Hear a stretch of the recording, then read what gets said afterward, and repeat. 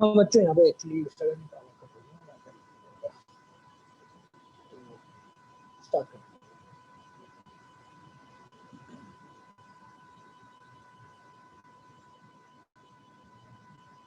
हाँ, तो ये क्वेश्चन हम डिस्कस कर रहे थे कैसे सॉल्व करना है। बताओ क्या आंसर है।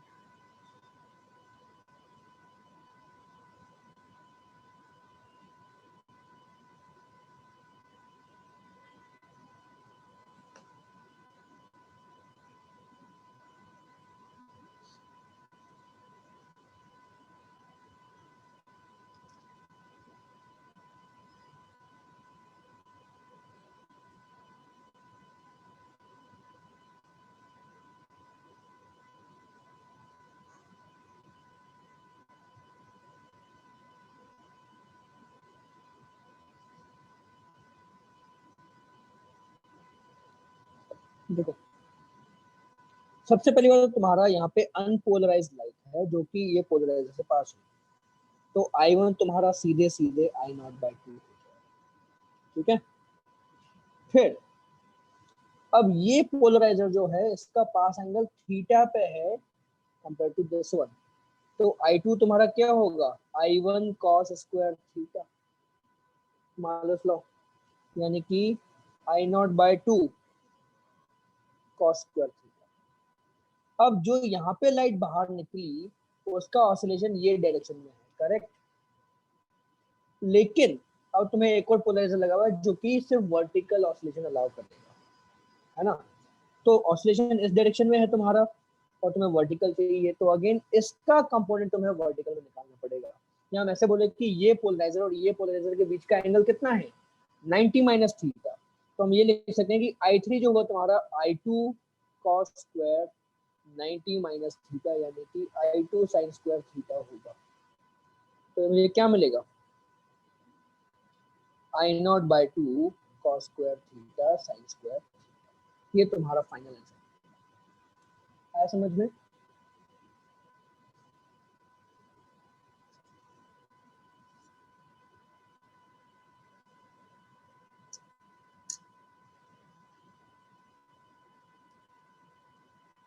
किसी को डाउट इसमें। देखो, लाइट का इंटरेस्टिंग बिहेवियर क्या है, अगर ये बीच वाला पोलराइजर नहीं होता तो लाइट यहाँ से निकलती फिर इसके थ्रू जाते हुए लाइट पूरी इंटेंसिटी जीरो हो जाती। लेकिन अगर बीच में ये हमने पोलराइजर रखा तो अब लाइट की फाइनल इंटेंसिटी जीरो नहीं है। कितना स्ट्रेंज बिहेवियर है वेव ऑप्टिक्स का। ओके, बीच वाला पोलराइजर नहीं है तो लाइट की इंटेंसिटी जीरो, बीच वाला पोलराइजर है तो लाइट की intensity non zero, final intensity तुम्हारी मिलेगी ये। ऐसा समझ, ये नोट कर लो, इंपॉर्टेंट क्वेश्चन है। इस टाइप का क्वेश्चन तुम्हारा सीईटी में, जेई में हर जगह आ सकता है और इतनी लेवल का ही आता है। मतलब तुम्हारा ये कॉन्सेप्ट वन ऑफ द ऐसा कॉन्सेप्ट है जिसमें तुम्हारा सीईटी में, जेई में सब जगह सेम लेवल का ही कॉन्सेप्ट बनता है, same level question even board में भी आ सकता है।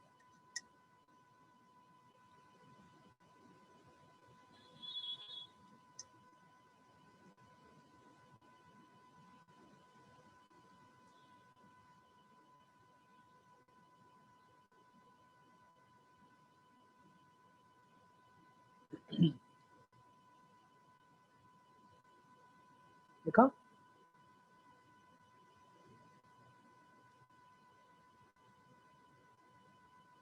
तो ये हमने पोलराइजेशन पढ़ा पोलराइजर के थ्रू। ओके, तुम्हारा पोलराइजेशन हो सकता है रिफ्लेक्शन के थ्रू भी।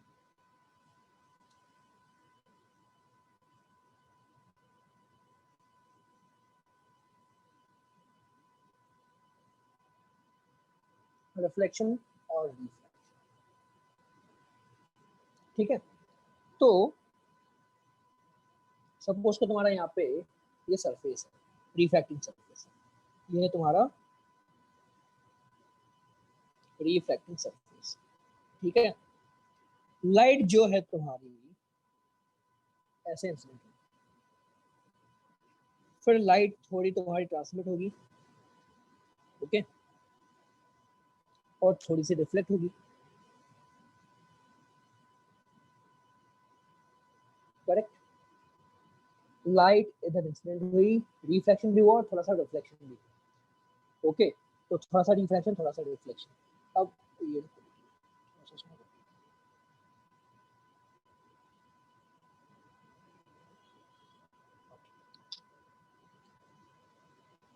तो अब तुम्हारे जो ऑसिलेशंस हैं, ऑसिलेशन के दो कंपोनेंट बनेंगे, है ना, perpendicular to each other.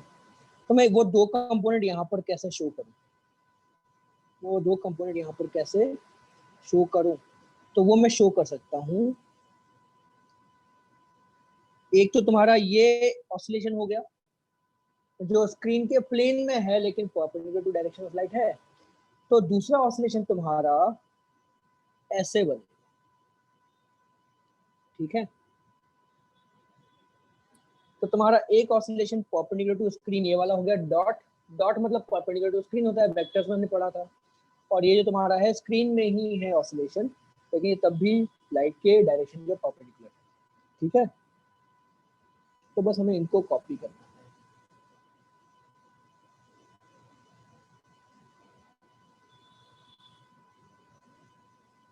Okay.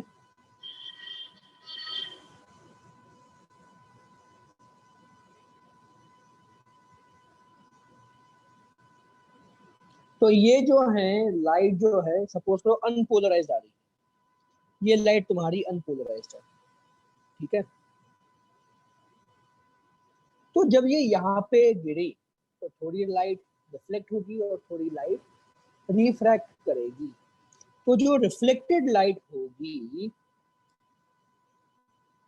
उसमें स्क्रीन के परपेंडिकुलर, ये स्क्रीन के परपेंडिकुलर यानी कि सरफेस के पैरेलल हो गया ना। तुम्हारा ये सरफेस भी स्क्रीन के परपेंडिकुलर है और ये ऑसिलेशन भी स्क्रीन के परपेंडिकुलर, तो ये जो ऑसिलेशन है सरफेस के पैरेलल तुम्हारा ज्यादा चलेगा, ठीक है। और इस डायरेक्शन में इसकी ऑसिलेशन बहुत छोटे से बचेंगे।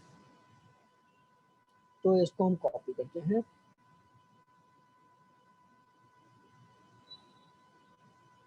इस टाइप का, ठीक है।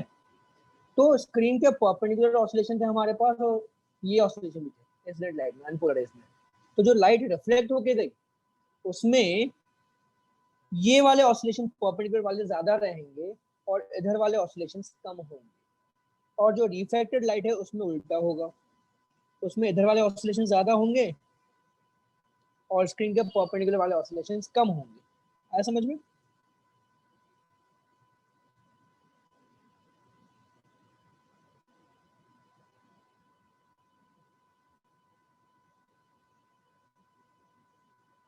ये क्लियर हुआ? तो ये दोनों लाइट तुम्हारी पार्शियली पोलराइज्ड है, इसमें किसी को डाउट?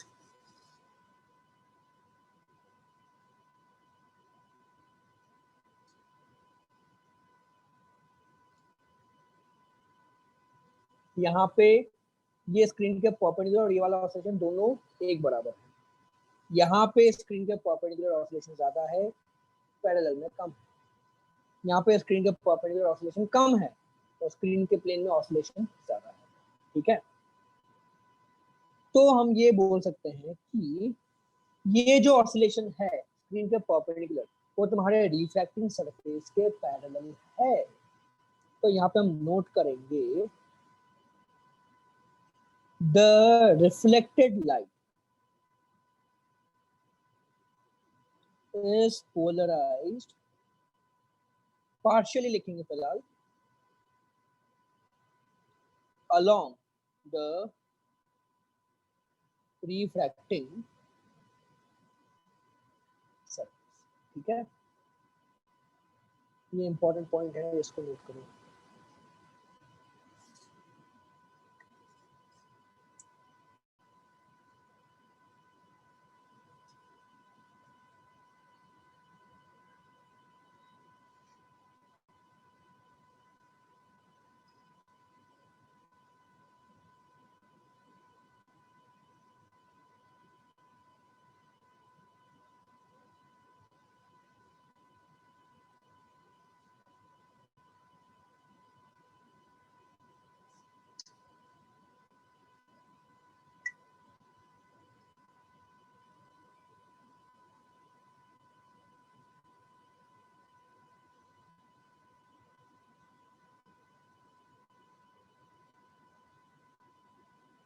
तो ये फैक्टर तुमको याद रखना है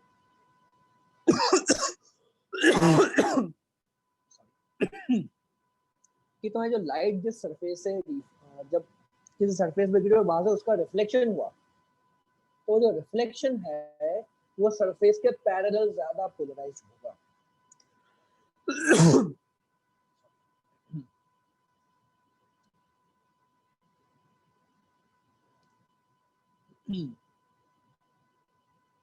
अब फिर हम पढ़ते हैं एक चीज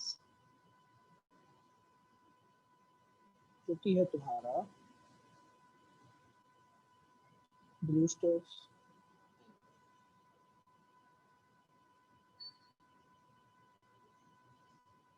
तो डायग्राम यही कॉपी करते हैं।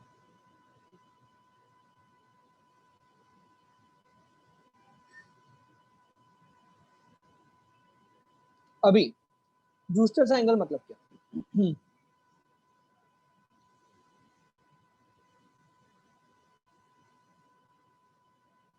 ये तुम्हारा यहाँ पे नॉर्मल बना देते हैं पहले हम। ये हमने यहाँ पे बना दिया नॉर्मल, ठीक है। तो ये तुम्हारा एंगल ऑफ इंसिडेंस आई, और ये भी तुम्हारा एंगल ऑफ इंसिडेंस आई के भी बराबर होगा, और ये तुम्हारा एंगल ऑफ रिफ्रैक्शन कितना होगा? आर होगा, करेक्ट। ये तुम्हारा क्या है? एंगल ऑफ रिफ्रैक्शन, ठीक है, आर, राइट। तो ब्रूस्टर्स एंगल क्या होता है? इस एंगल पे जो रिफ्लेक्टेड लाइट है वो कंप्लीटली पोलराइज होती है parallel to reflecting surface at Brewster's angle of incidence.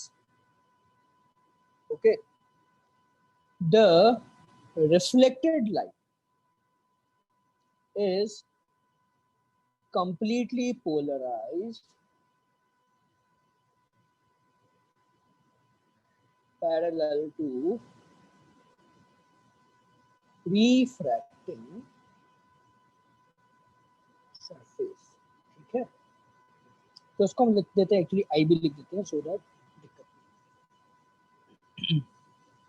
Clearly हम यहाँ पे दिस इज ब्रूस्टर्स आई, है ना।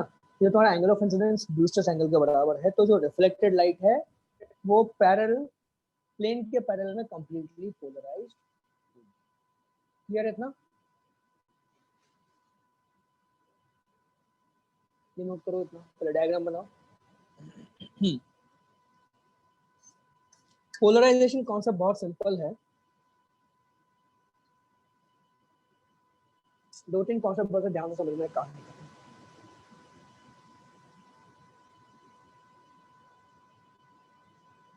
लेकिन तो पोलराइजर के थ्रू कैसे वर्क करता है? पोलराइजर के केस में दो केस थे हमारे पास। एक था मतलब अनपोलराइज्ड लाइट अगर पोलराइजर से पास हो तो क्या होगा, और दूसरा था कि अगर पोलराइज्ड लाइट पोलराइजर से पास हो तो क्या होगा। ठीक है, नोट करो।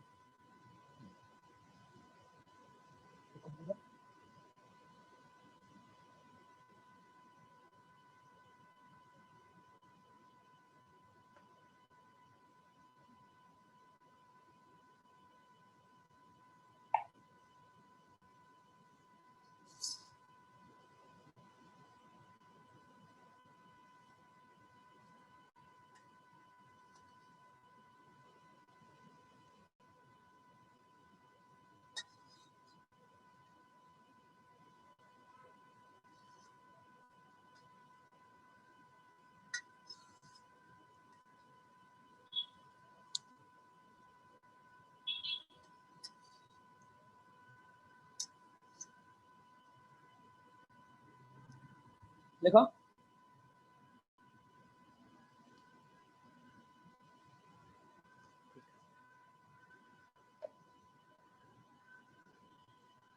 तो reflected light is completely polarised parallel to reflecting. अब इसमें ना एक और चीज, एक और डायग्राम बनाओ यहाँ पे, डायग्राम में एक और चीज ऐड करो। जो तुम्हारा ये जो एंगल होता है ये 90 डिग्री बनता है ना। तो also the reflected and refracted light are perpendicular to each other. Okay, तो यहाँ पे बस एक तुम्हारा 90 डिग्री एंगल बनाना है रिफ्लेक्टेड और रिफ्रैक्टेड लाइट के बीच में। ठीक है, तो दो इंपॉर्टेंट पॉइंट होते हैं ब्रूस्टर्स एंगल के केस में।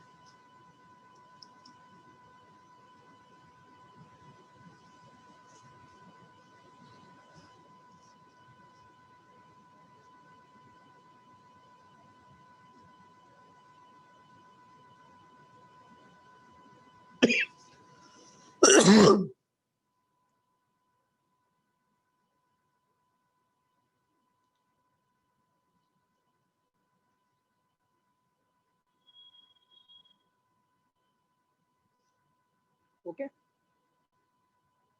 अभी आगे बढ़ते हैं। तो तुम्हारा IB plus 90 plus R 180 degree होगा।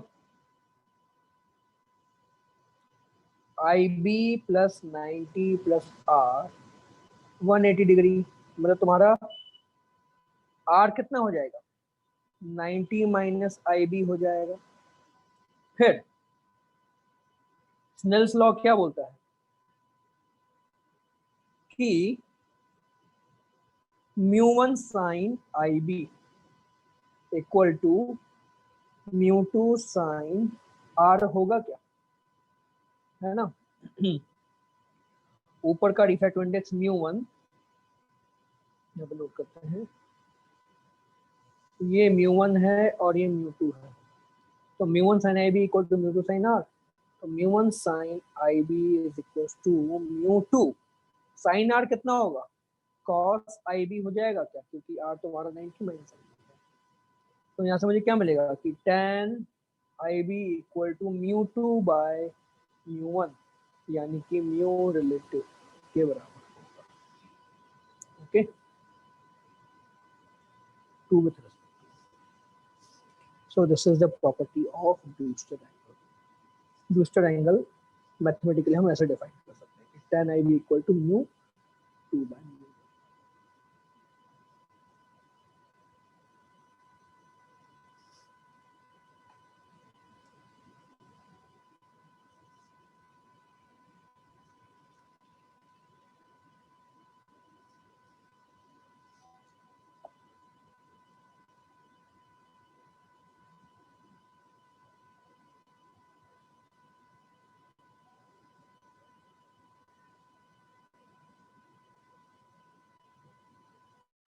देखो सर,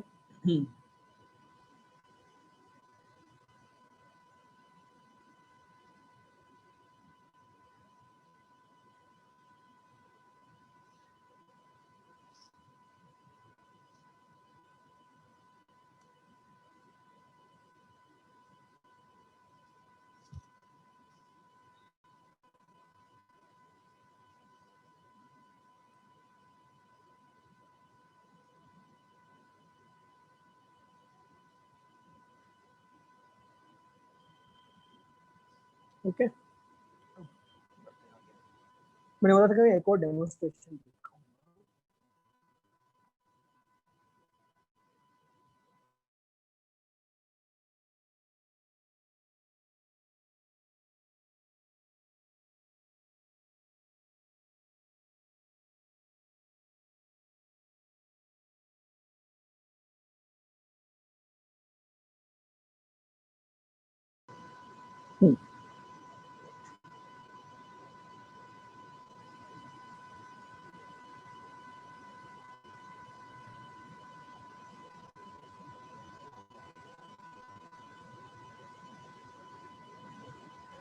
स्क्रीन दिख रही है, अब देखो। मैंने तुमको बताया था, चलो मोबाइल रखते हैं यहाँ पे। तो मोबाइल पे तुमको खिड़की का रिफ्लेक्शन दिख रहा है पूरा, है ना। मोबाइल पे तुमको खिड़की का रिफ्लेक्शन दिख रहा है। अब मैंने क्या बताया तुमको, मैंने देखोगे पहले ग्लास देखो, मैंने क्या बताया कि जो ग्लास है हॉरिजॉन्टल ऑसिलेशंस को ब्लॉक करता है, यानी कि जो ऑसिलेशन हॉरिजॉन्टल होंगे उनको ब्लॉक करेगा, जो वर्टिकल ऑसिलेशंस हैं उनको अलाउ करेगा, हॉरिजॉन्टल ऑसिलेशंस को ब्लॉक करेगा। ठीक है, this is what a sunglass does. Polarising sunglasses का ये टास्क होता है, हॉरिजॉन्टल ऑसिलेशन को वो ब्लॉक करेंगे। ठीक है, तो अब मैंने क्या बताया तुमको कि जो लाइट रिफ्लेक्ट होके आ रही है तुम्हारे पास, है ना, उस लाइट का रिफ्लेक्शन में सरफेस के पैरेलल तुमको ज्यादा ऑसिलेशन मिलेगा, यानी कि जो लाइट तुम्हारे पास रिफ्लेक्ट होके आ रही है उसके ऑसिलेशन जो है हॉरिजॉन्टल ज्यादा होंगे और वर्टिकल में कम होंगे। तो अगर तुमको डायग्रामेटिकली बताना हो या पिक्चराइज करना हो तो, सपोज को मैं ये ईयरफोन ले लूँ, ईयरफोन मैंने पिन ले ली, तो इसका हॉरिजॉन्टल ऑसिलेशन ज्यादा है, देखो मैंने हॉरिजॉन्टल ऑसिलेशन बड़ा बनाया लेकिन वर्टिकल ऑसिलेशन कम बनाया। क्यों? क्योंकि तुम्हारा ये सरफेस जो है हॉरिजॉन्टल है, तो रिफ्लेक्टेड लाइट में तुम्हारा हॉरिजॉन्टल ऑसिलेशन ज्यादा, वर्टिकल ऑसिलेशन कम, और ये लाइट ऐसे तुम्हारे पास आ रही है। ठीक है, अब मैंने क्या बताया, तुम्हारा ये पोलराइज सनग्लासेस का काम क्या है, हॉरिजॉन्टल ऑसिलेशन ब्लॉक करते हैं, तो यानी कि जो सफेद वाला ऑसिलेशन है ब्लॉक हो जाएगा, सिर्फ तुम्हारा ये जो वर्टिकल ऑसिलेशन है वो पास होके आएगा। तो लाइट जब डायरेक्टली आ रही है तुम्हारे पास तो वो ऐसे आ रही थी, हॉरिजॉन्टल ऑसिलेशन ज्यादा, वर्टिकल ऑसिलेशन कम, वो तो ऐसे तुम्हारे पास आ रही थी। लेकिन जब मैंने पोलराइजर लगा दिया तो तुम्हारा हॉरिजॉन्टल गायब हो गया और तुम्हारे पास सिर्फ वर्टिकल ऑसिलेशन आएगा, छोटा सा, ये हम बोल सकते। ठीक, तो ये रिफ्लेक्शन जो हो रहा है यहाँ से सरफेस से, उसमें हॉरिजॉन्टल ऑसिलेशन ज्यादा है। तो अब देखो, मैं सनग्लास को मैंने रिफ्लेक्शन के सामने रखा, तो अब देखो तुम फर्क देखो, यहाँ पे इंटेंसिटी कम है जबकि आसपास में रिफ्लेक्शन की इंटेंसिटी ज्यादा है। अब मैं फिलहाल तुम्हारा सनग्लास क्या कर रहा है, हॉरिजॉन्टल ऑसिलेशन ब्लॉक कर रहा है। अब मैं अगर सनग्लास को 90 डिग्री घुमा दूं तो वो सिर्फ वर्टिकल ऑसिलेशन ब्लॉक करेगा। तो अब देखो फर्क क्या पड़ेगा, ये मैं इसको 90 डिग्री घुमाया, देखा सडनली जो सनग्लास से जो लाइट आ रही है उसकी इंटेंसिटी सडनली बढ़ गई, ये फिर कम हो गई और ये फिर बढ़ गई। कम हो गई क्यों? क्योंकि रिफ्लेक्शन जो है वो हॉरिजॉन्टल ऑसिलेशन ज्यादा कैरी कर रहा है। ओके, और सनग्लास हॉरिजॉन्टल ऑसिलेशन ब्लॉक कर रहा है। पर अगर मैं सनग्लास को 90 डिग्री रोटेट करूं तो अब वो सिर्फ वर्टिकल ऑसिलेशन ब्लॉक कर रहा है, जो कि रिफ्लेक्शन में ऑलरेडी कम है। तुम्हारी इंटेंसिटी अभी रिफ्लेक्शन की बढ़ गई, ये कम हो गई और ये बढ़ गई, ये कम और ये ज्यादा। क्लियर हुआ ये कॉन्सेप्ट? ठीक है, तो ये कॉन्सेप्ट है रिफ्लेक्शन का। अब एक और चीज है, तुम्हारी जो मोबाइल स्क्रीन होती है, लैपटॉप स्क्रीन होती है, जैसे मैं लैपटॉप स्क्रीन दिखाऊंगा तुमको, तो इसमें भी थोड़ा बहुत पोलराइज रहता है। देखो फर्क कितना पड़ रहा है। तो तुम्हारे लैपटॉप से जो लाइट आती है वो भी पोलराइज होती है। ठीक है, मोबाइल स्क्रीन से भी जो लाइट आती है वो भी पोलराइज होती है। तो फिलहाल हमको यहाँ पे क्या समझ में आ रहा है कि जो लैपटॉप स्क्रीन है उसकी जो लाइट है that is vertically polarise. Okay, है ना, तो जो तुम्हारी लैपटॉप की स्क्रीन है वो वर्टिकली पोलराइज है, इसलिए जब मैंने यहाँ पे वर्टिकल ऑसिलेशन ब्लॉक किए तो तुमको यहाँ पे पूरा ब्लैक, ओके, पूरा यहाँ पे तुमको ब्लैक दिख रहा है। लेकिन अगर मैं ऐसे रखूं तो मेरे को लैपटॉप स्क्रीन बराबर दिखेगी। ठीक है, ये लॉक किया, ओके, तो this is the idea behind polarizers and polarizing. किसी को इसमें डाउट? समझ में आया पूरा?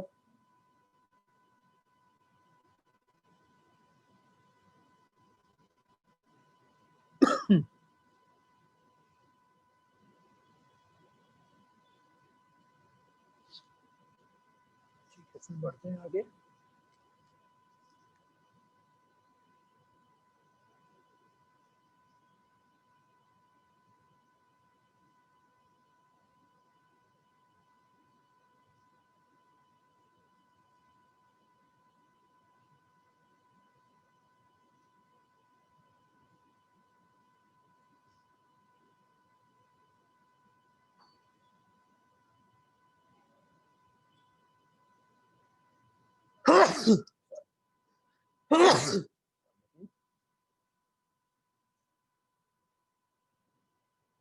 तो पोलराइजिंग टॉपिक हम खत्म करते हैं क्या?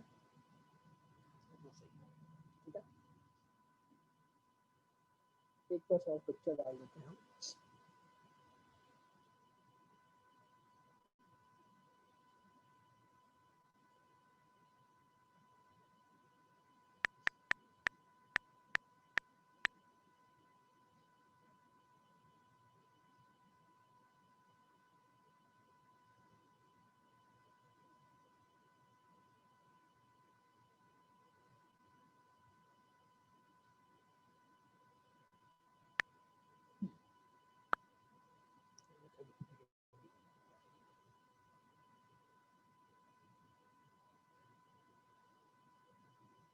तो ये बस मैं यहाँ पे डाल दे रहा हूँ।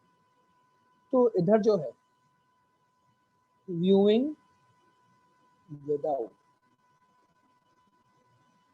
ग्लासेस, व्यूइंग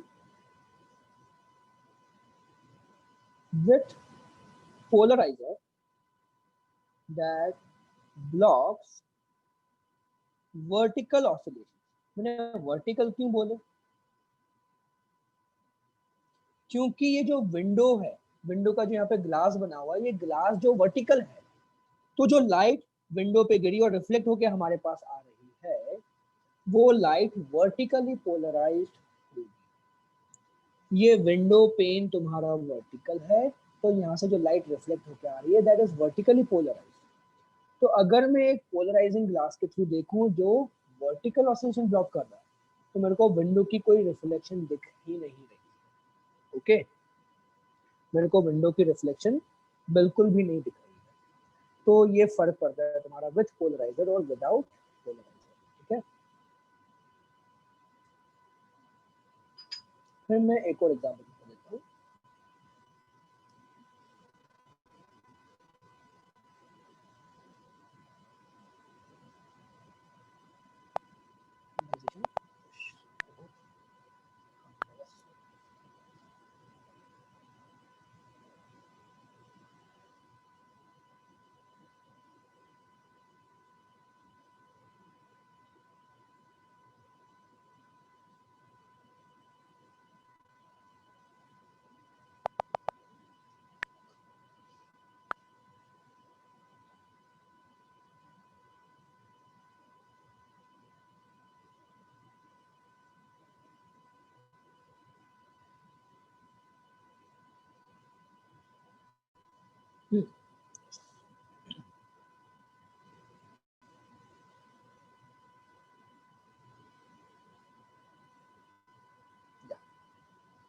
तो ये तुम्हारा है विदाउट पोलराइजर और ये है with polariser. Okay, that blocks horizontal oscillation. Horizontal अब क्यों चाहिए मेरे को? क्योंकि तुम्हारी जो वाटर सरफेस है वो हॉरिजॉन्टल होगा, है ना।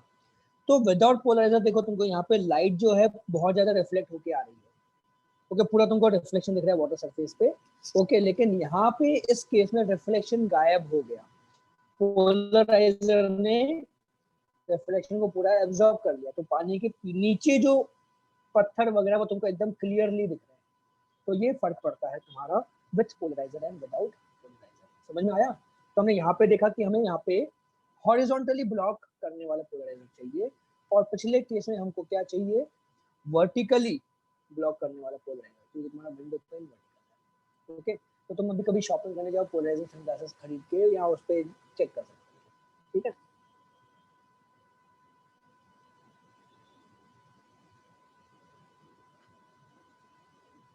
Right.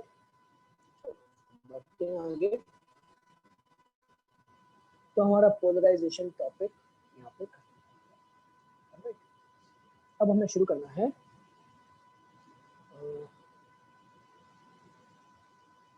Resolving power of optical instruments.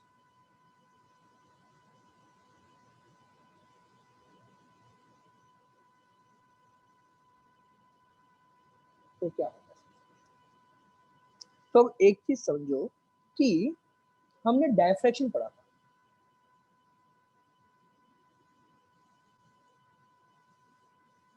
All optical instruments have a limit of resolution due to diffraction of diffraction हमने क्या पढ़ा था कि जैसे यहां पर एक ये तुम्हारा स्लिट बनी हुई है, ठीक है, स्लिट की जो विड्थ है वो कितनी है, ए, और यहाँ पे जो स्क्रीन है तो स्क्रीन पे तुम्हारी इमेज क्या बनेगी, तो स्क्रीन पे जो इमेज बनेगी वो कुछ ऐसी होगी, ठीक है। मतलब सपोज तुम्हारा एक distant point source of light है,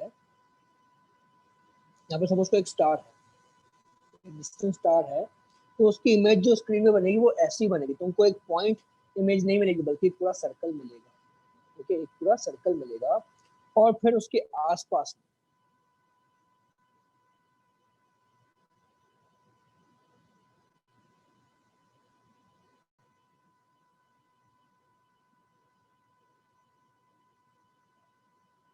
ऐसा कुछ बनेगा, ओके। तो तुम्हारा सेंट्रल ब्राइट फ्रिंज होगी, फिर एक डार्क फ्रिंज बनेगी, फिर ब्राइट फ्रिंज आएगी, फिर डार्क फ्रिंज आएगी, फिर ब्राइट फ्रिंज आएगी, एंड सो ऑन, ओके। तो ये होता है बेसिकली तुम्हारा स्क्रीन पे। अब अगर मैं इसके बगल में अगर इसके बगल में एक और स्टार रख दूं तो वो स्टार की भी इमेज बनेगी थोड़ी सी बगल में, ओके। तो अब देखो दिक्कत क्या है, ये दो स्टार की दो इमेज ऐसे बनी जो कि बहुत बड़ा बड़ा सर्कल बना रही है। तो दिक्कत क्या है कि सर्कल दोनों आपस में ओवरलैप कर रहे हैं, तो मुझे इनको डिस्टिंग्विश करना डिफिकल्ट हो जाएगा। समझ में आया?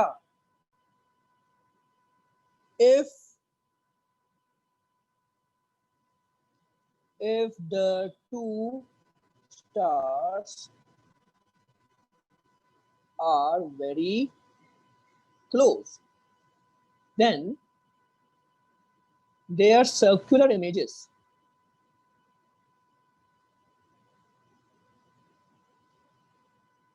may overlap and it becomes difficult to distinguish them, ठीक है। तो हमें क्या हो सकता है कि हमें दो की जगह सिर्फ हमको लगेगा कि भाई यहाँ पे दो स्टार नहीं है बल्कि सिर्फ एक स्टार है, ओके, नोट करो।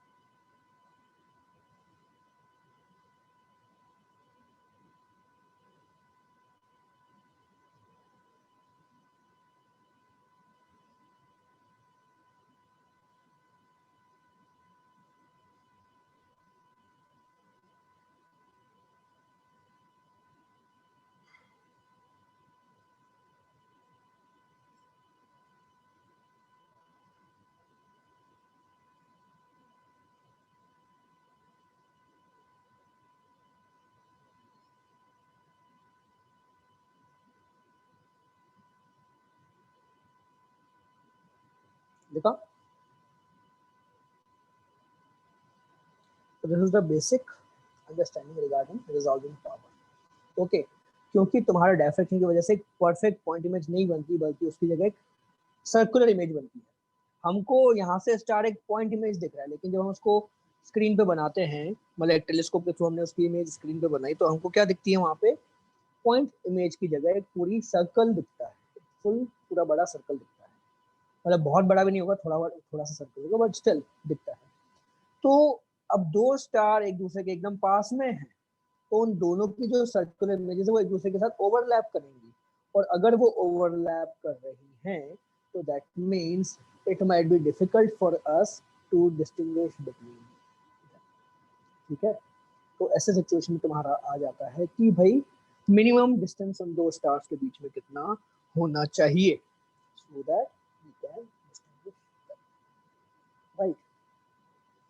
तो यहाँ पे जो था तुम्हारा रेलिक क्राइटेरियन आता है, क्या आता है, रेलिक, रेलिक करके साइंटिस्ट था रेलिक, है ना, तो उसने सजेस्ट किया था,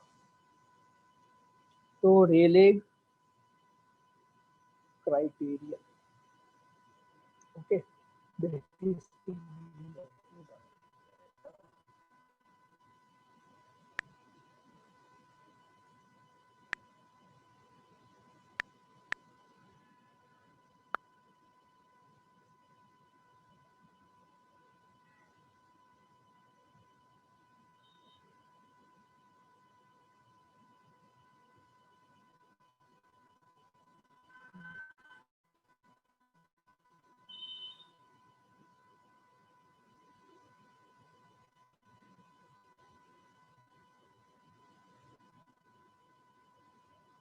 देखो ये सब, ऑल्दो दो स्टार है ना, पढ़िए, okay, image of two stars seen by telescopes of different resolution, okay, तो जो खराब क्वालिटी का टेलीस्कोप है वो उसको अब बस एक इमेज दिख रही है, जो थोड़ा सा बेहतर टेलीस्कोप है उसको फिर भी कुछ कुछ डिफरेंस दिख रहा है, और जो बहुत अच्छा टेलीस्कोप है तो वो जो है उन दोनों को डिस्टिंग्विश कर पा रहा है प्रॉपर्ली। ठीक है, मतलब ये इसका रिजॉल्विंग पावर सबसे अच्छा है, ओके, तो रिजॉल्विंग पावर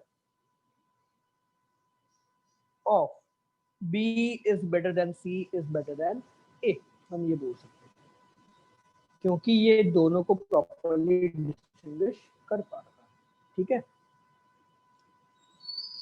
ये एक और हो गया, जैसे मैं बताया, इसमें दोनों चीजें आती हैं, सर्कल भी आता है, ग्राफ भी आता है।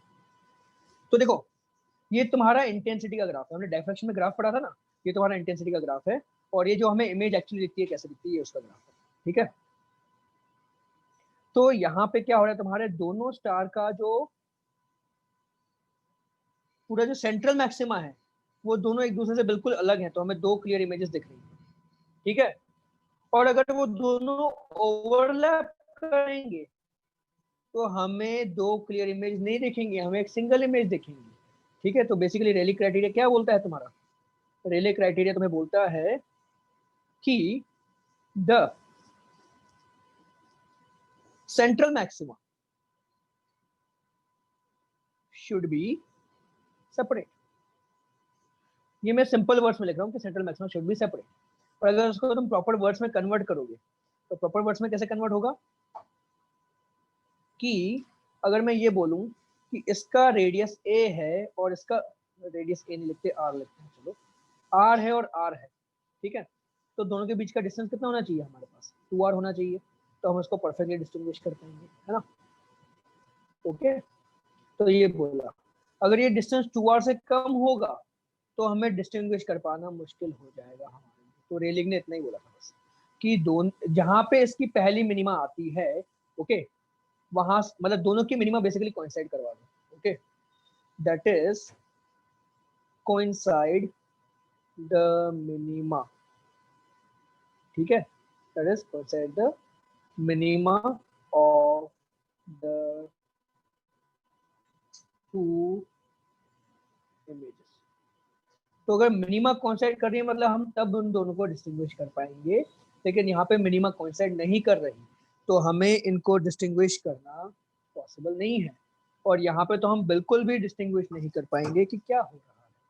ओके, तो ये नोट कर लो रेले क्राइटेरिया, और फिर ऊपर वाला डायग्राम बना देना।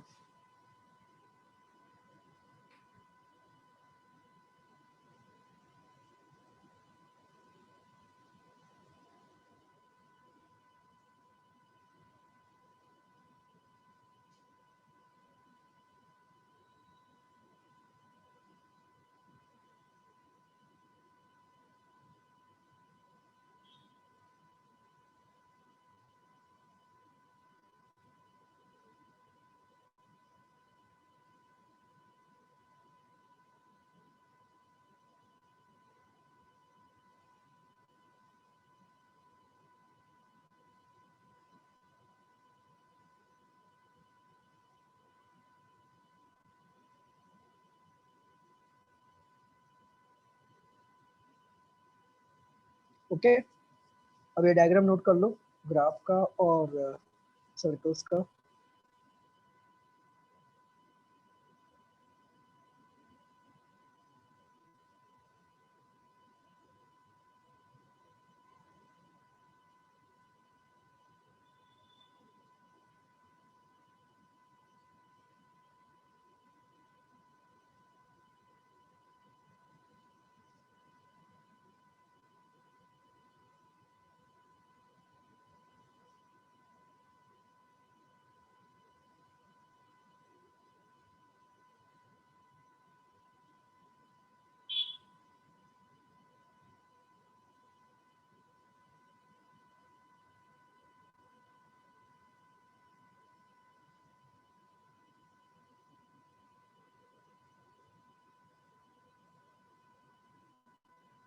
ठीक, चलो फिर बढ़ते हैं आगे।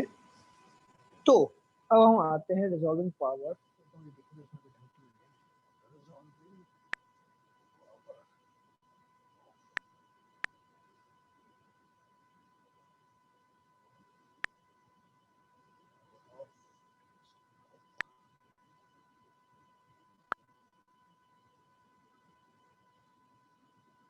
कॉन्सेप्ट सब में वही लग रहा है,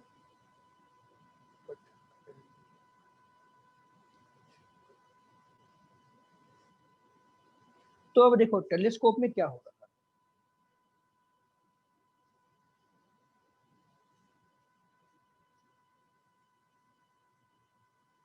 रिजॉल्विंग पावर ऑफ टेलीस्कोप, तो टेलीस्कोप में हम ऑब्जर्व करते हैं डिस्टेंट ऑब्जेक्ट्स को। तो डिस्टेंट ऑब्जेक्ट्स के केस में जैसे तुम्हारा ये टेलीस्कोप बना रही है, ये तुम्हारे यहाँ पे टेलीस्कोप का ऑब्जेक्टिव लेंस हो गया, ठीक है।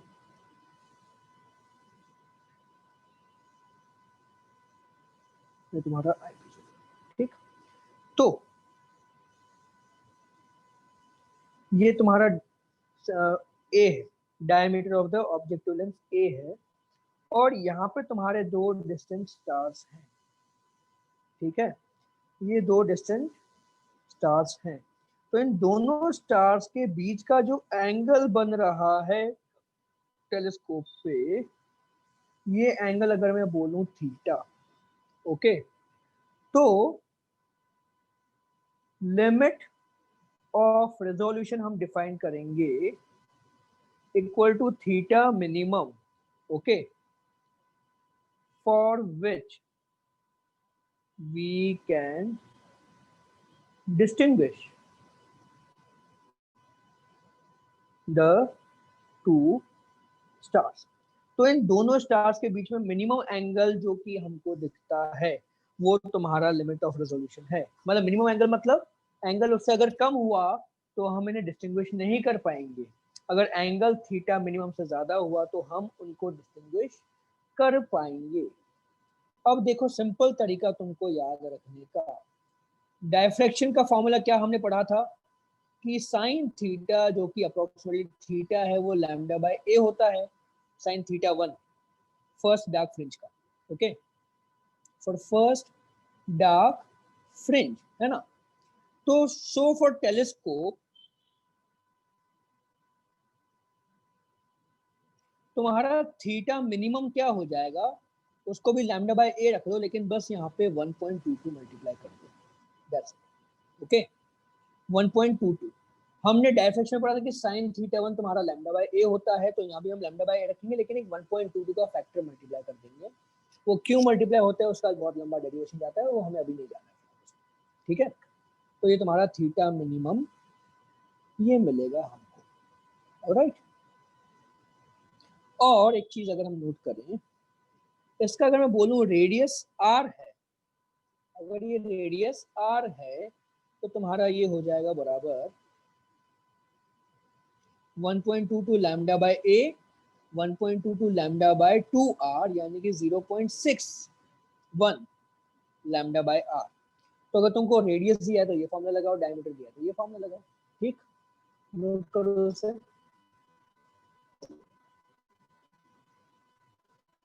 तो ये हो गया बस तुम्हारा formula for limit of resolution, मैंने अभी रिजॉल्विंग पावर नहीं बताया, मैंने अभी लिमिट ऑफ रिजॉल्विंग रेजोल्यूशन बताया, ठीक है।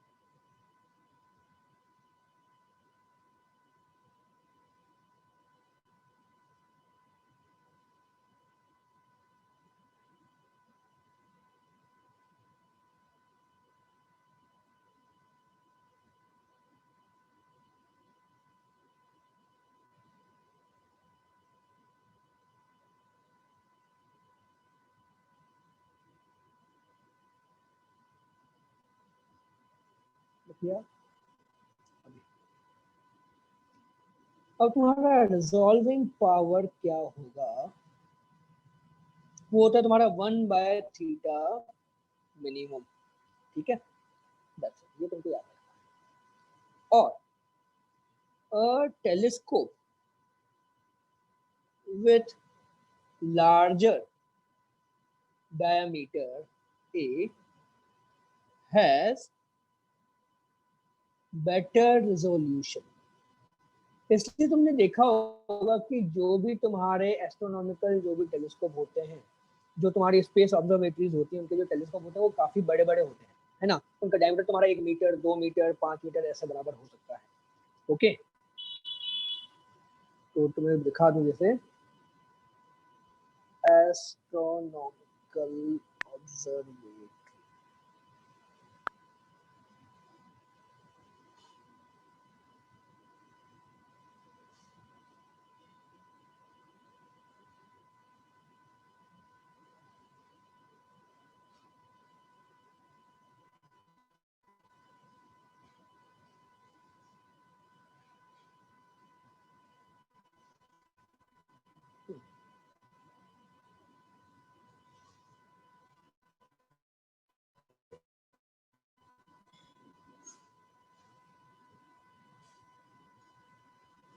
तो ये जो टेलीस्कोप है देखो कितना बड़ा इनका डायमीटर होता है, okay.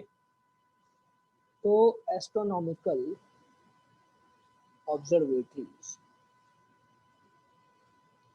Have telescopes with very large diameter for better resolution, ठीक है, समझे। फिर एक चीज इंटरेस्टिंग और है, जो तुम्हारा जो द बिग डिपर है, बिग डिपर पता है तुम लोगों को, सप्तऋषि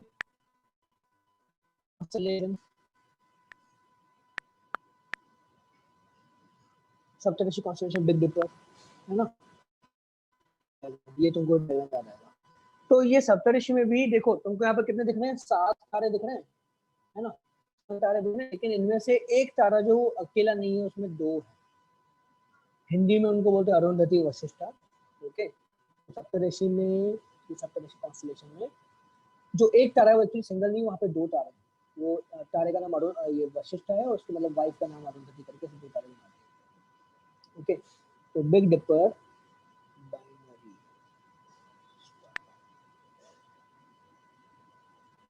ऐसा, तो ऐसे 2 स्टार हैं जो कि हमको बहुत अच्छे टेलीस्कोप से दिखते हैं, अदरवाइज नहीं पता चलता, ठीक। ये इस तरह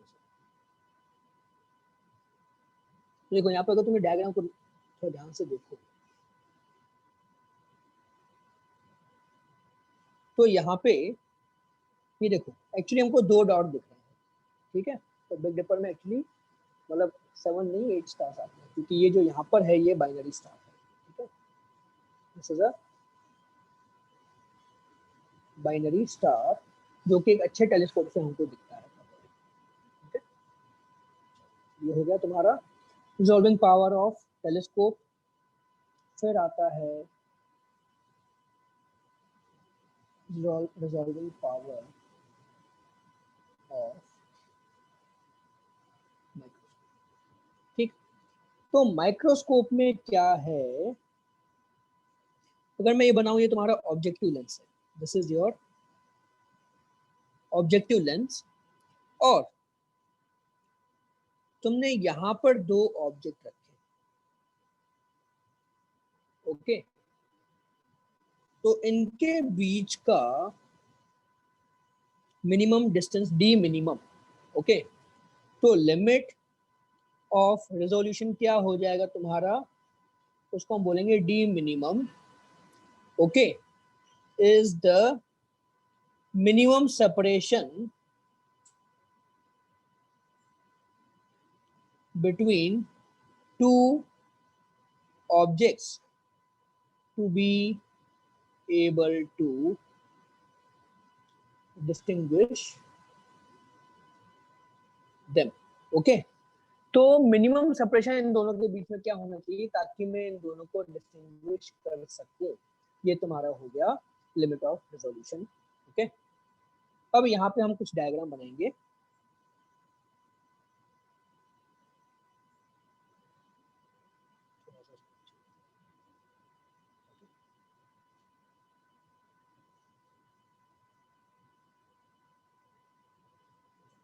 तो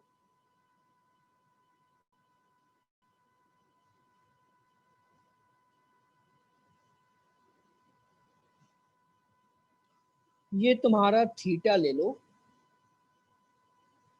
और ये बीटा ले लो, ओके, और ये जो इसका डायमीटर है अगेन ए है, ठीक है, ऑब्जेक्टिव लेंस का डायमीटर ए है, और तुम्हारा ये जो ऑब्जेक्ट है ये यहाँ पर बीटा एंगल बना रहा है, तो मैं यहाँ पर लिख सकता हूँ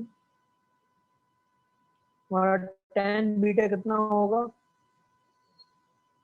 a/2x, ये डिस्टेंस x कर देते हैं, और थीटा तुम्हारा क्या होगा, d minimum by x, okay, tan beta तुम्हारा a/2x है ना, रेडियस क्या होगा a/2 और डिवाइड बाय x तुम्हें tan बीटा देगा, तो तुम्हारा ये जो थीटा एंगल होगा वो d मिनिमम बाय x होगा, ओके। अब बस हमें इन दोनों को बराबर करना है,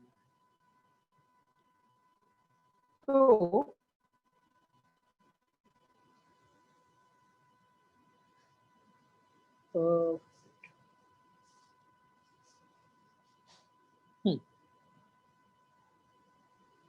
तो तुम्हारा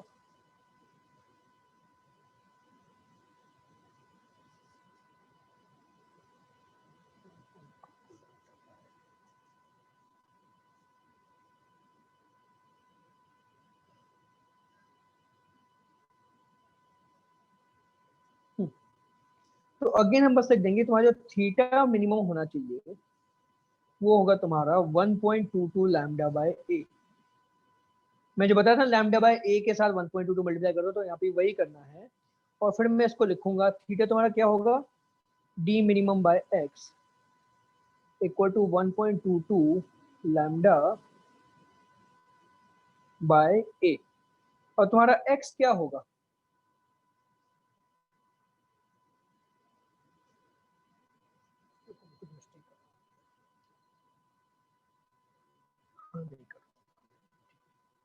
तो तुम्हारा डी मिनिमम हो जाएगा 1.22 लैम्डा बाय, मैं ए बाय एक्स लिख सकता हूँ, तो ये बन जाएगा तुम्हारा 1.22 lambda bye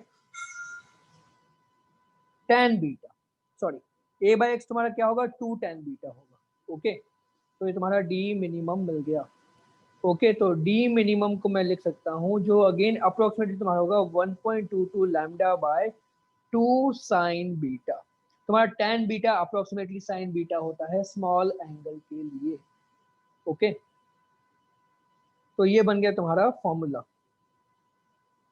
okay, this is your formula for minimum separation between the objects, limit of resolution बन गया तुम्हारा, तो ये नोट करो, सिंपल डेरिवेशन है ना, बस हमें theta theta equal to lambda by A हम डायफ्रैक्शन लिखते हैं, तो यहाँ पे हमें क्या लिखना है 1.22 लैम्डा बाय ए,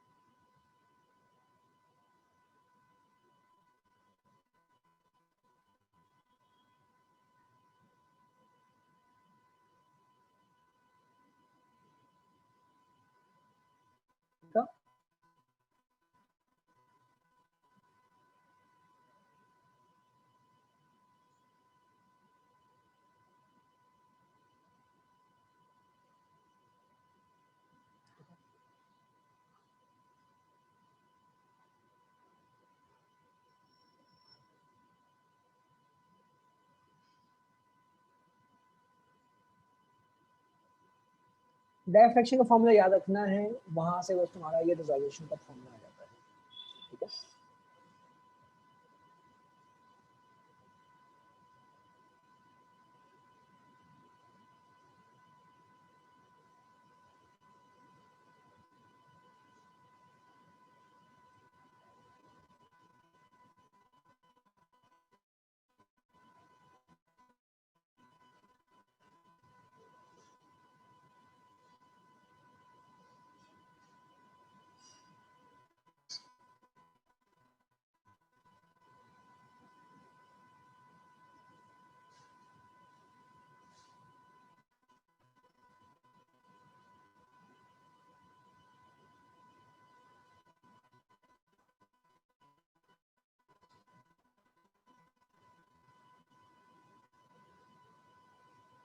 ठीक है, नीचे का भी नोट कर लिया पूरा।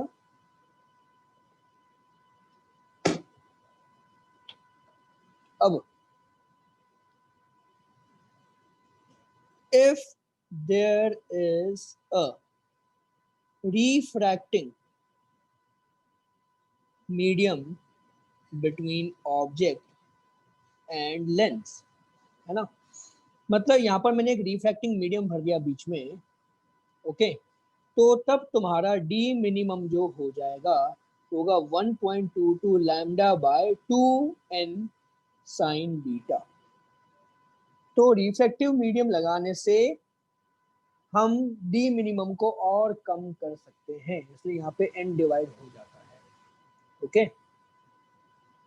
तो इसको यहाँ पे हम एक और फॉर्मूला लगाते हैं, डी मिनिमम इक्वल टू, यहाँ से लिखते हैं न्यूमेरिकल अपर्चर। इसका क्या मीनिंग होता है मुझे नहीं पता, बस नाम दिया न्यूमेरिकल अपर्चर, तो बस एन साइन बीटा, है ना। तुम्हारा डी मिनिमम क्या हो जाएगा 1.22 lambda by 2 times n numerical aperture, ठीक है, ये नोट करो।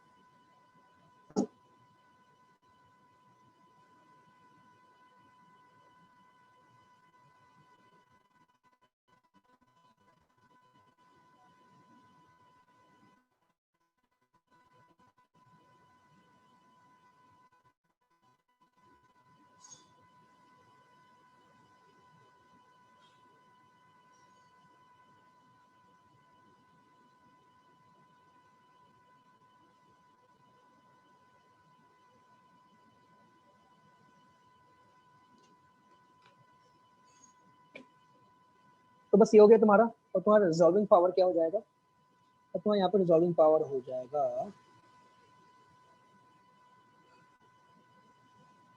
ऑफ माइक्रोस्कोप,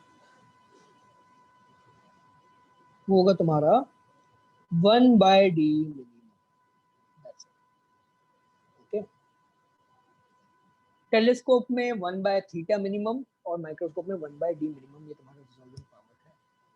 तो रिजॉल्विंग पावर का टेलीस्कोप और माइक्रोस्कोप दोनों के केस में जो यूनिट है अलग अलग है। टेलीस्कोप में वो 1/थीटा है, यानी कि डायमेंशनलेस क्वांटिटी हो गई, जबकि माइक्रोस्कोप में वो 1/d मिनिमम, यानी कि उसका डायमेंशन क्या हो गया, एल इनवर्स, ओके। तो limit of resolution, resolving power, ये दो चीजें हैं जो क्लियरली समझना जरूरी है। और एक तीसरी चीज तुम्हारी आती है माइक्रोस्कोप के केस में, न्यूमेरिकल अपर्चर, ठीक। तो तुम्हारा रेजोल्यूशन पूरा खत्म हो चुका है, ओके। अब एक छोटा सा ब्रेक लो, ब्रेक के बाद एक दो क्वेश्चन सॉल्व करेंगे इस पे, and then we will go for the next topic. अभी कोई डाउट किसी को?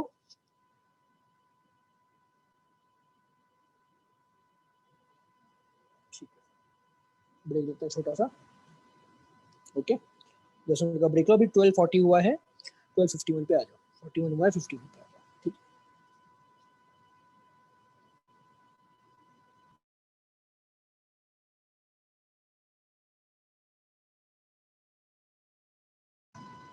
हाँ बच्चों आ गए, शुरू करते हैं।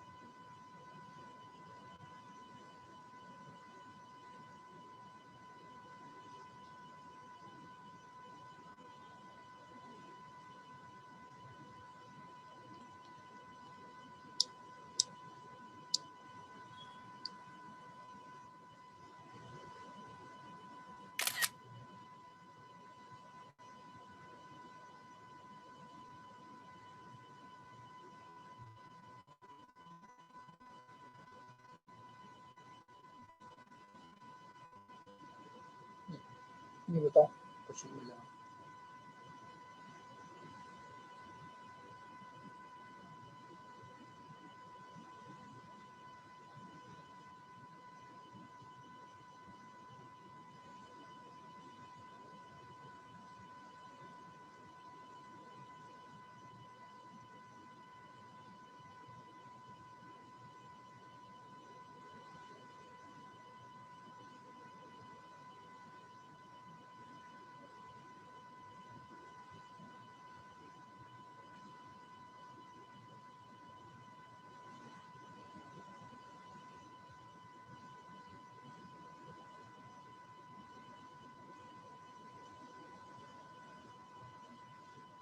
बोला क्वेश्चन मिले मन क्या होगा।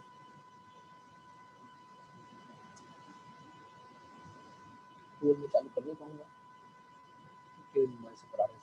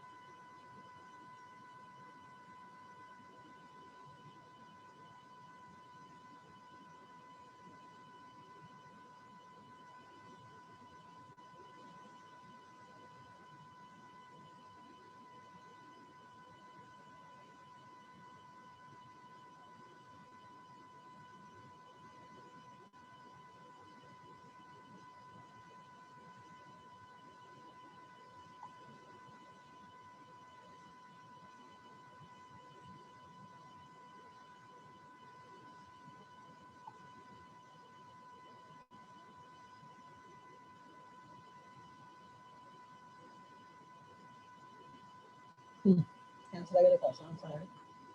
The diffraction effect in a microscopic specimen become important when the separation between 2 points is क्या होगा? तो d मिनिमम तुम्हारा क्या होगा? 1.22 lambda bye 2n sin beta tan beta, उसके लिए हम लिख सकते हैं क्या? a by x लिख सकते हैं ना, a by x। तो a क्या है तुम्हारा?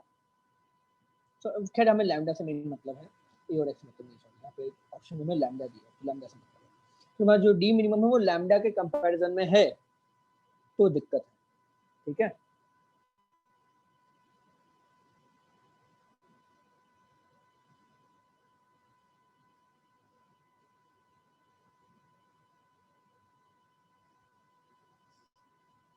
तो इसका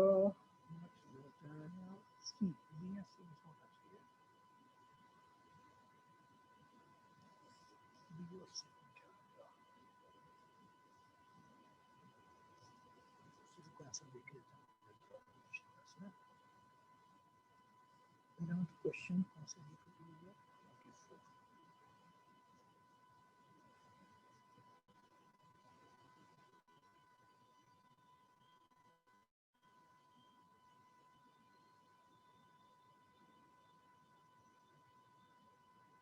सी दिया है, तो कंपेरेबल होना चाहिए, तो उस केस में तुमको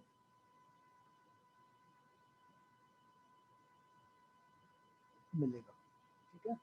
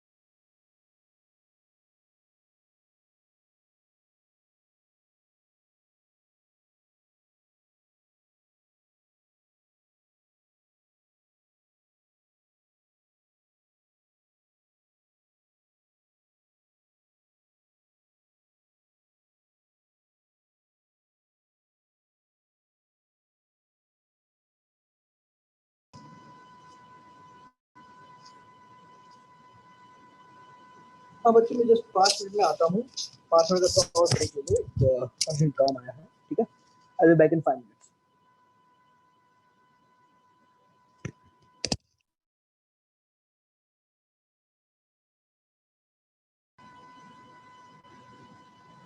यस, और the Brewster angle for air to glass transition. तो तुम्हारा यहाँ पे एयर से लाइट ऐसे आई, इधर जाएगी और रिफ्लेक्ट होगी, तो जब 1.5 है तो लिखा है 10 IB। ब्रूस्टर एंगल तुम्हारा कितना होता है, म्यू रिलेटिव के बराबर होता है, तो 1.5/1, दैट्स इट।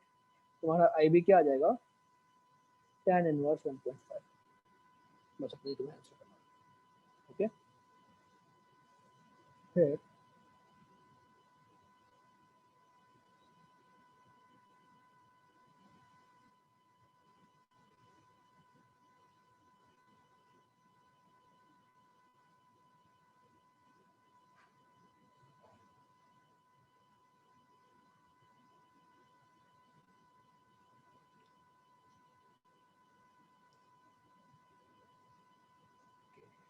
ये भी है, इसका फॉर्मूला मुझे भी नहीं आ रहा है, यहीं पे देखो।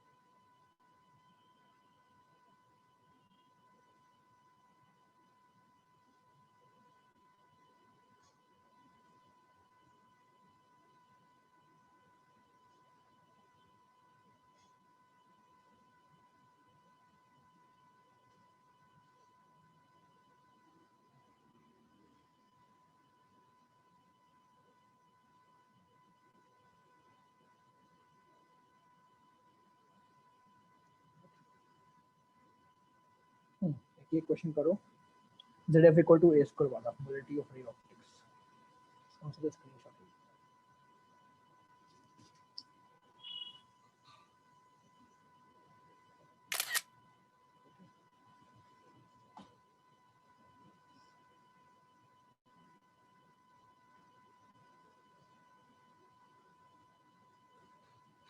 मोबिलिटी ऑफ रे ऑप्टिक्स, तो हमें ये कॉन्सेप्ट है बस कि aperture of length side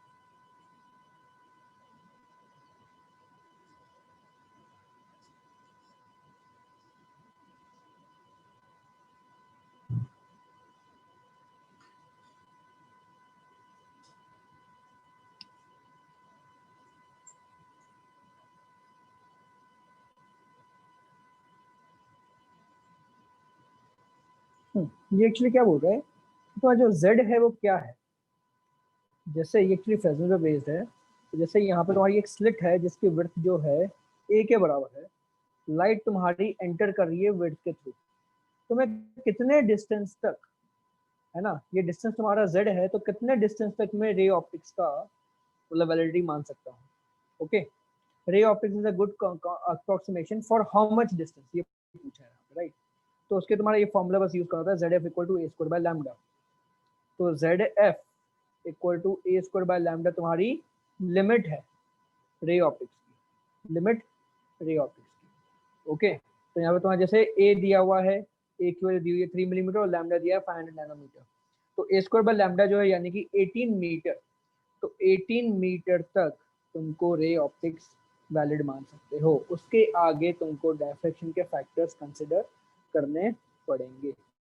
okay, तो ये तुम्हारा limit of the validity of ray optics concept यहाँ पे आता है। ठीक है, मतलब स्लिट से कितना डिस्टेंस दूर, स्लिट से कितना डिस्टेंस दूर जेड पे तुम्हारा रे ऑप्टिक्स वैलिड है, तो इतने डिस्टेंस पे वो वैलिड है।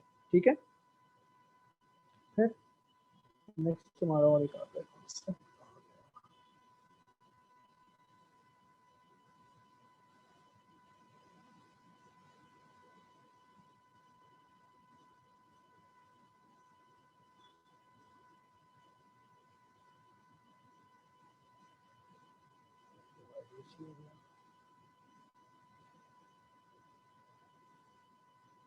डॉपलर इफेक्ट का। यस, तो ये चेंज इन फ्रीक्वेंसी तुम्हारा डॉपलर इफेक्ट, ये तुम्हारा एनसीईआरटी का पार्ट है। तो डॉपलर इफेक्ट इन लाइट, तो तुम्हारा बस यहाँ पे क्या लिखना है, change in frequency upon original frequency तुम्हारा क्या होगा, minus b relative divide by c. Okay, relative speed कितनी है सामने तुम्हारा ऑब्जेक्ट आ रहा है उसकी। ओके, तो इस पे बेस पे एक क्वेश्चन करते हैं, ये डॉपलर इफेक्ट लिख लो बस, डॉपलर इफेक्ट ऑफ लाइट का, तो इस पे हम क्वेश्चन करते हैं सॉल्व।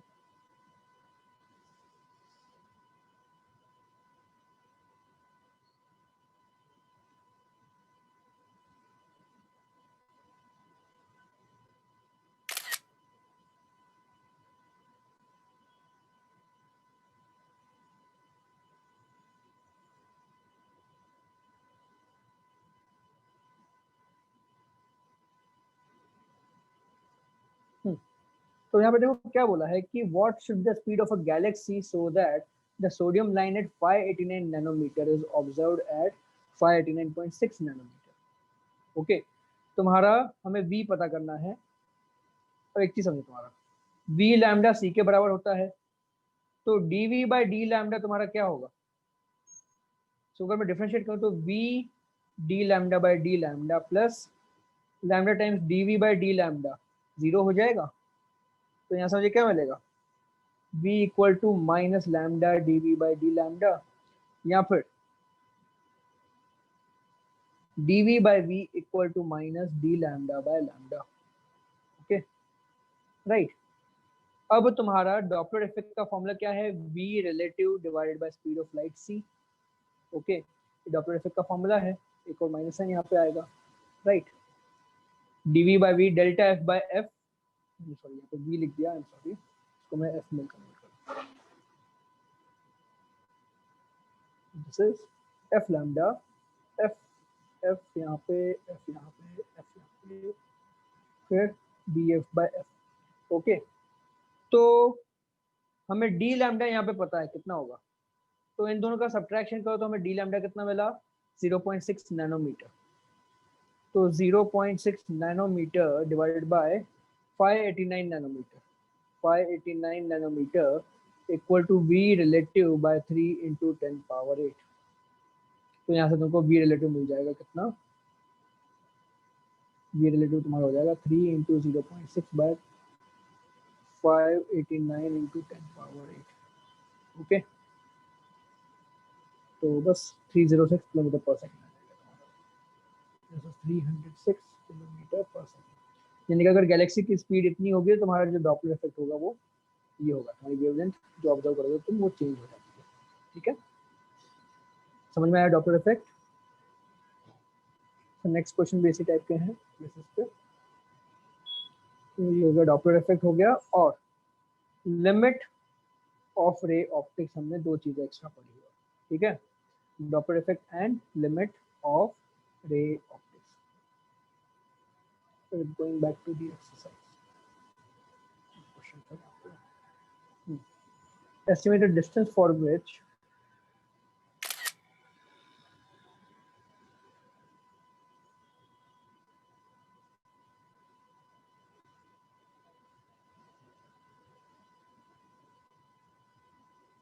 क्वेश्चन नंबर 10 ट्राई करो।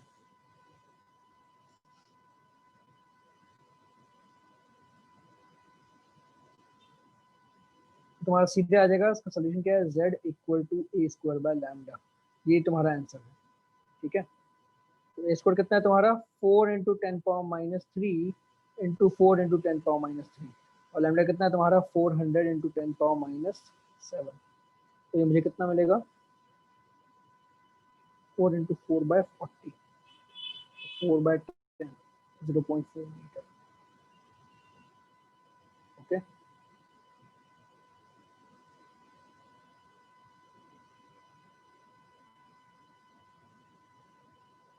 तो वो 0.4 मीटर तक तुम्हारा रे ऑप्टिक्स वैलिड है। उससे आगे फिर तुम्हें डायफ्रैक्शन पैटर्न, जो डायफ्रैक्शन इफेक्ट है उसको कंसिडर करना पड़ेगा। आया समझ में? Distance for which ray optics is good approximation.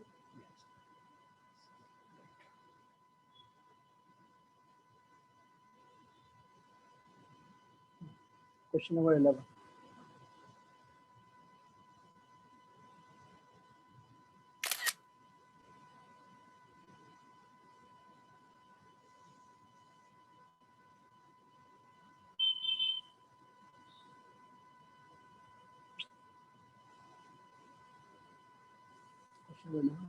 करो।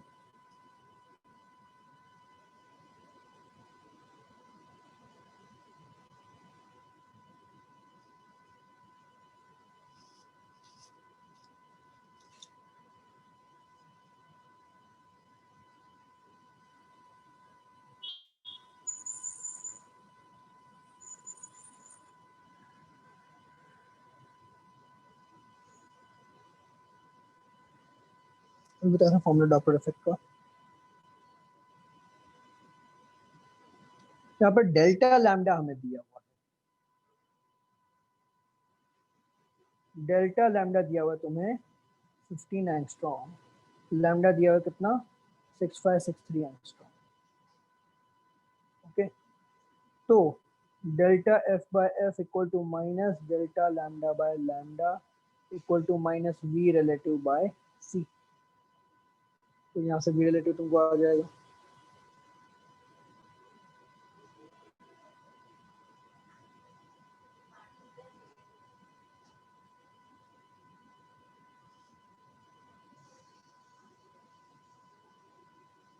तो वी रिलेटिव आ जाएगा सी इंटू 15/6563। तो ये कितना आ जाएगा कैलकुलेट कर सकते हैं।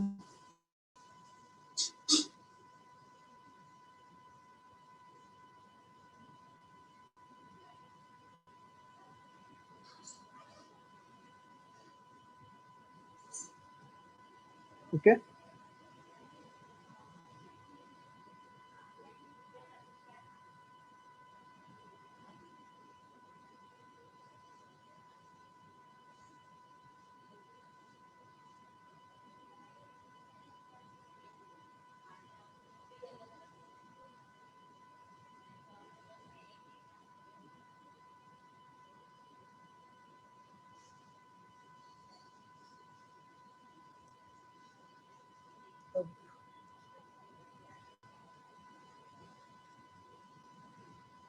इसमें कोई डाउट आया समझ में? और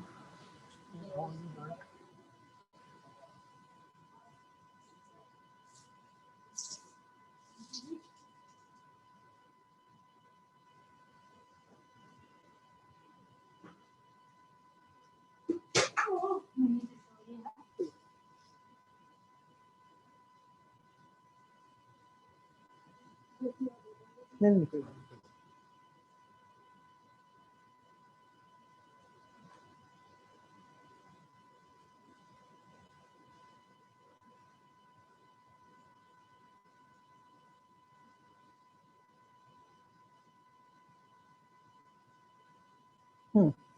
10.18.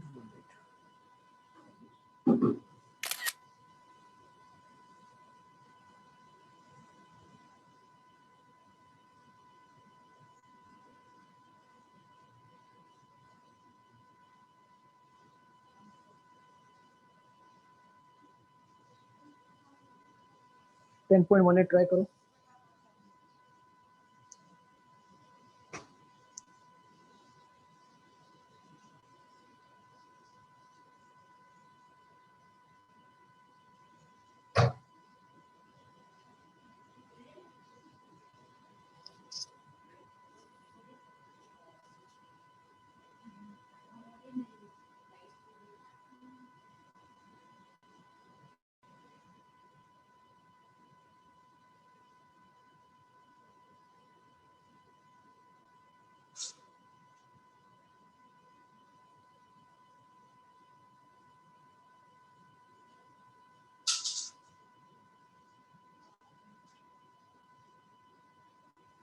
यहाँ पे अगेन तुमको लगाना है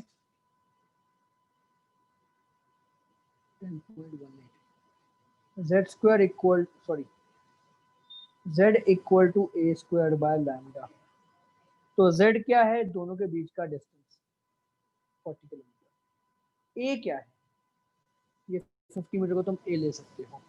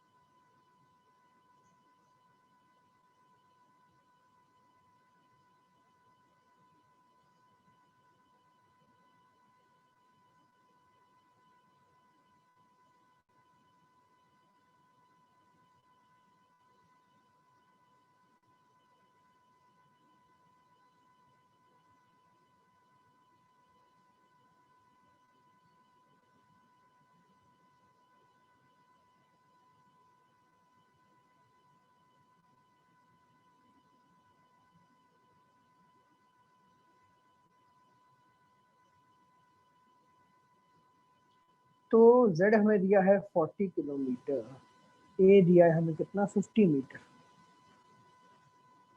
डिवाइड बाय लैम्डा। तो लैम्डा हमें कितना मिलेगा 50 टाइम्स 50 बाय 40 टाइम्स 1000 मीटर। तो 2 जीरो काट देते हैं यहाँ पे, तो तुम्हारा हो जाएगा 25 बाय 400। तो ये रहेगा तुम्हारा कितना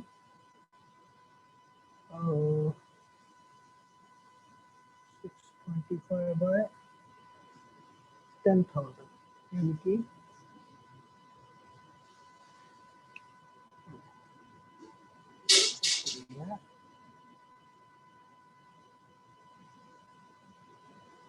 मीटर वो है।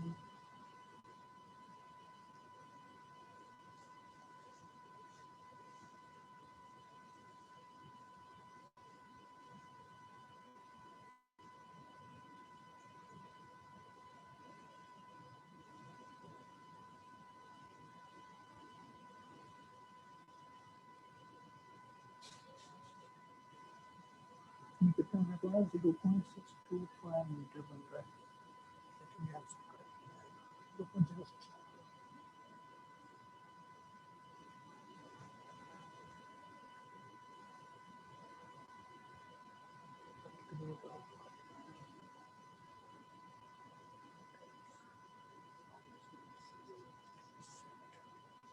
आंसर दिया है 12.5 सेंटीमीटर। ऑलरेडी 6.25 है, हाफ मिल रहा है आंसर।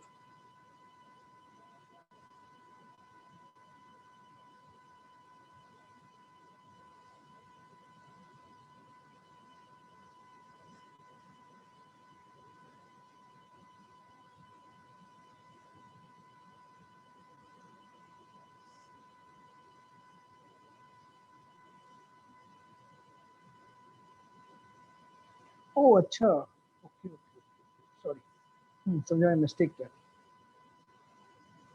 तुम्हारे जो दो टावर्स हैं, यहाँ पर एक टावर बना हुआ है, ठीक है, और यहाँ पे दूसरे हिल पे एक टावर बना हुआ है, और इनके बीच में एक हिल है 50 मीटर, है ना। तो ये डिस्टेंस तो तुम्हारा 20 किलोमीटर है ना। दोनों टावर के बीच का डिस्टेंस 40 है, लेकिन यहाँ से डिस्टेंस कितना है, 20 किलोमीटर। हमें डायफ्रैक्शन तो ये हिल की वजह से आएगा, डायफ्रैक्शन इफेक्ट तो ये हिल की वजह से आएगा, तो हमें यहाँ पे आधा डिस्टेंस लेना है, हमें यहाँ पे आधा डिस्टेंस लेना है। तो ये यहाँ पे 20 आ जाएगा, तो जाएगा 25/200, तो ये बन जाएगा तुम्हारा 125/1000 हो जाएगा मीटर, यानी कि 12.5 सेंटीमीटर हो जाएगा आंसर। ठीक है, एक मिस्टेक यहाँ पे, है ना। हमें ये आधा लेना है, जेड के लिए जो डिस्टेंस होगा आधा लेना है। लिमिट ऑफ रे ऑप्टिक्स का बेसिकली कॉन्सेप्ट लगाना है यहाँ पे। तो हमारी जो रेडियो वेव है उसका डायफ्रैक्शन सिग्निफिकेंट नहीं होगा for distance a² bye lambda. ये कॉन्सेप्ट हमने लगा के इस क्वेश्चन को सॉल्व किया। आया समझ में? तेजस, वेदांशी,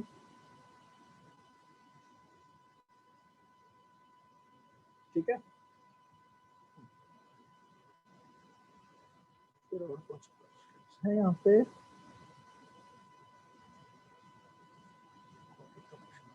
है?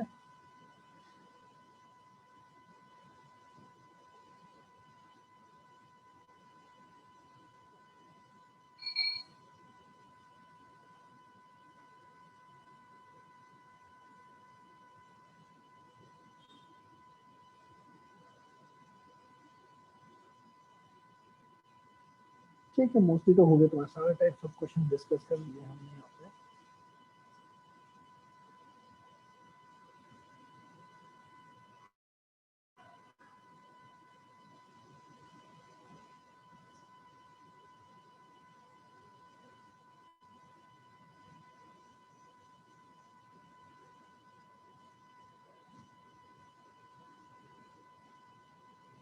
यस,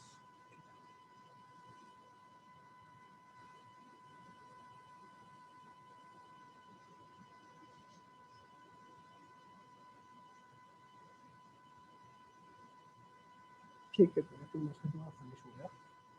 अभी 20 मिनट बच्चे हैं हमारे पास, 15 मिनट बचे हैं, तो नया टॉपिक स्टार्ट करने का मतलब नहीं है, थोड़ा प्रैक्टिस करते हैं, ठीक है, थोड़ा क्वेश्चन प्रैक्टिस करते हैं।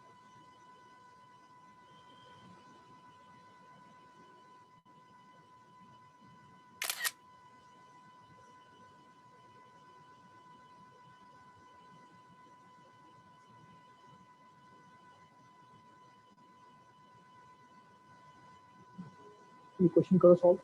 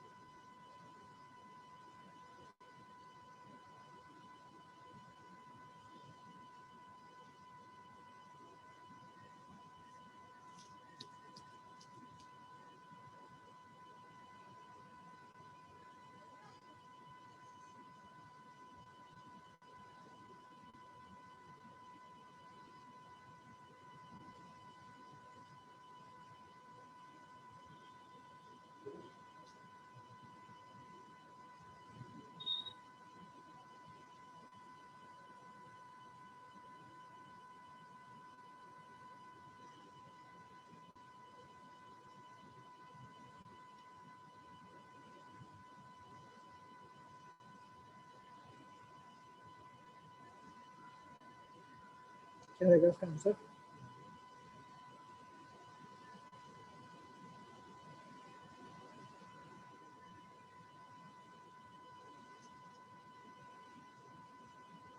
पाथ डिफरेंस लैम्डा बाय 6, तो फेज डिफरेंस कितना हो जाएगा 2 pi by lambda into lambda by 6, तो कितना हो गया पाई बाय 3। और तुम्हारी आई नॉट मैक्सिमम इंटेंसिटी है और वहां पे इंटेंसिटी आई है, तो if each source has intensity I1, तुम्हारा आई नॉट क्या था 4I1 होगा, और आई तुम्हारा कितना होगा 4I1 cos स्क्वायर डेल्टा 5/2, ये हमने डिराइव किया था, याद होगा। अब सॉल्व करो, बताओ क्या आंसर आएगा।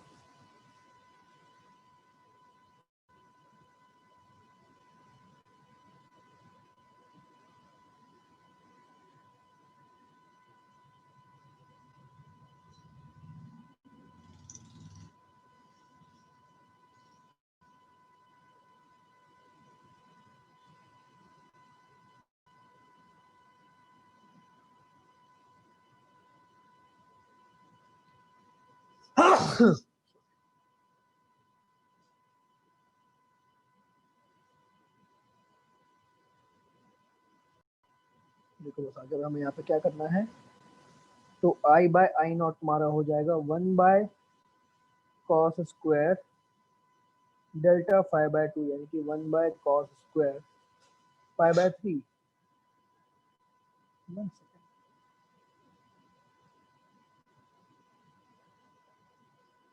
कॉस को मैंने डिनोमिनेटर लिख दिया, तो आई नॉट बाय आई, तो तुम्हारा आ जाएगा कितना 4 के बराबर, तो आई बाय आई नॉट तुम्हारा 1/4 हो जाएगा, ठीक है।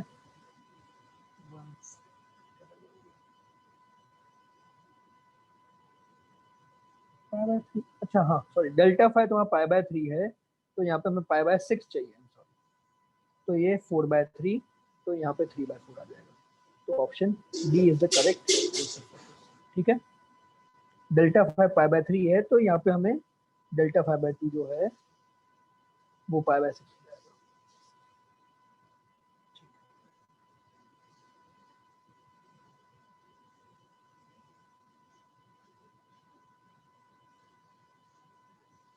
यस,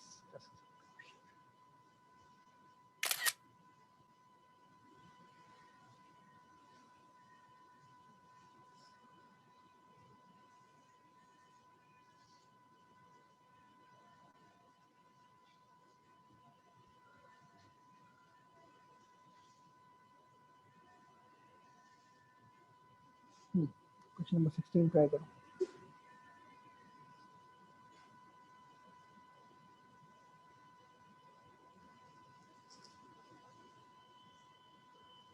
क्वेश्चन नंबर 16,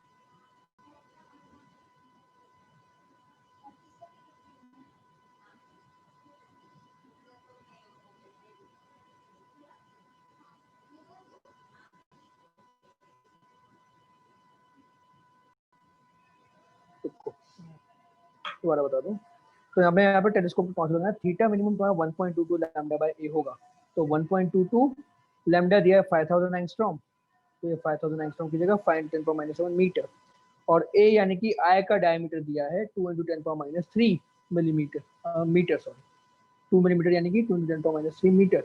तो इसको मैं सिंप्लीफाई करूंगा तो रेडियन में मेरा बनेगा 3.05 × 10⁻⁴ रेडियंस, और रेडियन को कन्वर्ट करना है मुझे मिनट्स में, डिग्रीज में, डिग्री से मिनट में। तो रेडियन को मैं अगर 180 बाई पाई से मल्टीप्लाई करूँ तो बनेगा डिग्री, डिग्री को मल्टीप्लाई करूँ 60 से तो मुझे एंगल मिलेगा मिनट्स में। तो ये एंगल तुम्हारा मिनट्स में कितना होगा? तो 3.05 into 180 into 60 divide by 3.14 divide by 10,000, 1.05 minutes. Okay, तो ऑप्शन बी आ जाएगा हमारे पास करेक्ट आंसर, ऑप्शन बी। फिर भी मैं एक बार उसको वेरीफाई करता हूँ। ठीक, क्वेश्चन नंबर 16 ये कौन सा डीपीपी है? 24।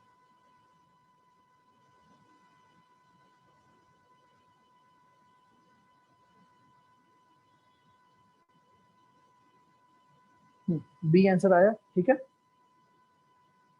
Correct answer. अब क्वेश्चन नंबर 17 ट्राई करो, try question number 17।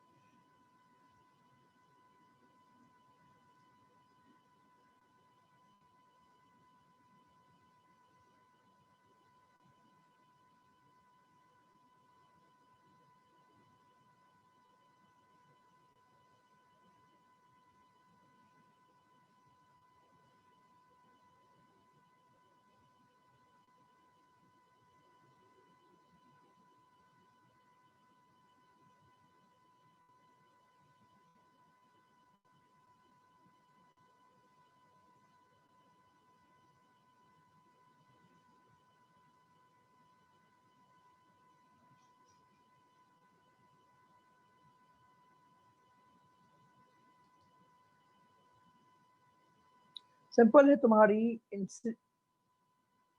Reflected beam is completely polarised.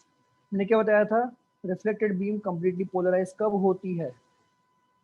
Reflected beam is polarized completely when angle of incidence is, हाँ, 90 डिग्री विथ रिफ्रैक्टेड रे। तो एंगल ऑफ इंसिडेंस तुम्हारा Brewster's angle होना चाहिए, ठीक है। तो तुम्हारा tan IB equal to mu, mu लिखते हैं क्योंकि बाकी म्यू 1 तो तुम्हारा एयर के बराबर है ना, एयर से मीडियम में गई है। तो म्यू कितना है तुम्हारा √3, तो tan IB इक्वल टू √3, तो IB तुम्हारा 60 डिग्री मिलेगा। तो आंसर इसका क्या आ जाएगा? एंगल ऑफ इंसिडेंस क्या आ जाएगा? 60 डिग्री। खत्म, आया समझ में? इतना से करना था, गुड। रिफ्लेक्टेड और रिफ्रैक्टेड रे दोनों एक दूसरे के परपेंडिकुलर, ठीक है। तो चलो, तुम्हारा वेव ऑप्टिक्स अभी पूरा फिनिश हो चुका है, सारी चीजें हमने जो भी डिस्कस कर ली। बट यस, ऑब्वियसली हम पूरा जी लेवल पे और भी कुछ कुछ चीजें जो हम नहीं डिस्कस की हैं, ठीक है। तो अभी फिलहाल एंड करते हैं, और नेक्स्ट क्लास में या तो तुम लोग बताओ कौन सा चैप्टर पढ़ना है, या तो फिर मैं मॉडर्न फिजिक्स शुरू कर दूंगा,